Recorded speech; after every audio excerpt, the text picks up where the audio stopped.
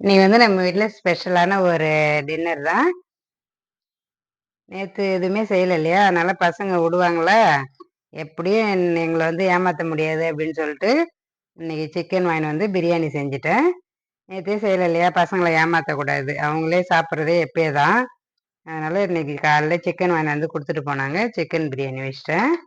ஒருத்தவங்க போட்டு சாப்பிட்டாங்க. அதனால தான் கொஞ்சம் கம்மியா தான் இருக்குது. சிக்கன் பிரியாணி வந்து பசங்களுக்கு மட்டும் தான் செஞ்சேன் கொஞ்சமா தான். அதுக்கப்புறம் பிரியாணிக்கு தொட்டுக்கிறதுக்கு ஆனியன் ரைத்தா, அதுக்கப்புறம் சிக்கன்லேயே கொஞ்சமாக எடுத்து 65 போட்டேன். எலும்பு இல்லாமல் பசங்களுக்கு 65 போட்டு வச்சாச்சு. அதுக்கப்புறம் எங்களுக்கு வந்து ஒயிட் ரைஸ் தான் வச்சேன்.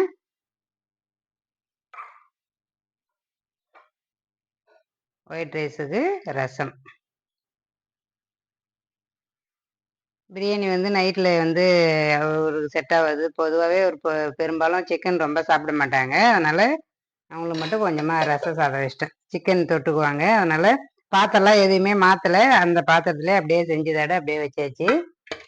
சிம்பிளாவே இருந்தாலும் சுவை மனம் குறையவே கூடாது. சூப்பரான டின்னர் வீடியோ முடிஞ்சது. நாளைக்கு இன்னொரு வீடியோல பார்க்கலாம். பாய்.